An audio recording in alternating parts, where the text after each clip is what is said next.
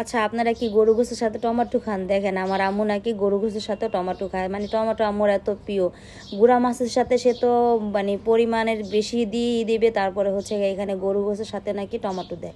তো আমি বললাম আম্মু গরু গোশের সাথে টমেটো দিলে কেমন লাগবে? বললো যে ঝোলটা মানে ঘন হবে, খেতে ভালো লাগবে। তো এখানে সেদিন হচ্ছে আম্মু রান্না করতেছিল, তো আমি বললাম যে দাও আমি একটু রান্না করি।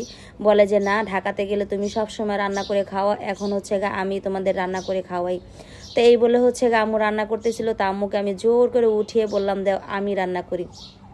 তো হচ্ছে আম্মু বললো যে ঠিক আছে তুমি রান্না করো, আমি দেখিয়ে দিই। তারপরে হচ্ছে এখানে মুরগি গোশের সাথে টমেটো দিয়ে দিলাম, গরু গোশের সাথে হচ্ছে টমেটো দিলাম। টমেটোটা একটু কষানো হয়ে গেছে, তারপরে তো এখন দিয়ে দিছি গরু গোশটা দিয়ে দেবো, আর মুরগি তো দিছি।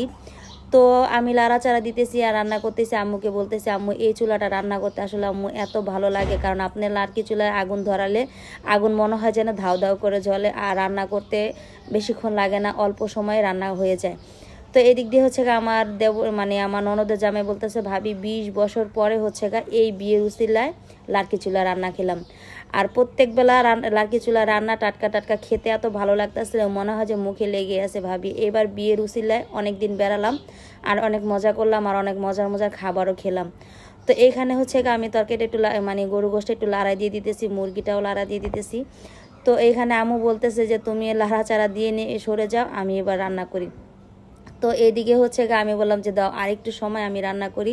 আর এদিকে দিয়ে আমার ছেলে হচ্ছে দেখেন হাঁস মুরগি সে ধরে ধরে হচ্ছে গলা টিপে মনে হয় মেরে ফেলে, এই দৌড়াদৌড়ি করতেছে। আর এদিক দিয়ে হচ্ছে আমি হচ্ছে একটু ভাত নিয়ে গোশ দিয়ে খাইতেছি, আর আম্মু হচ্ছে এখানে পাতাকপি ভাজি করতেছে, মাছ ভাজি করবে।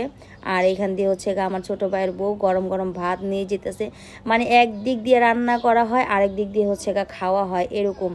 তো আম্মু পাতাকপিটা ভাজি করছে, এত মজা হয়েছে পাতাকপি ভাজিটা। আম্মুকে বললাম যতবার আসবো পাতাকপি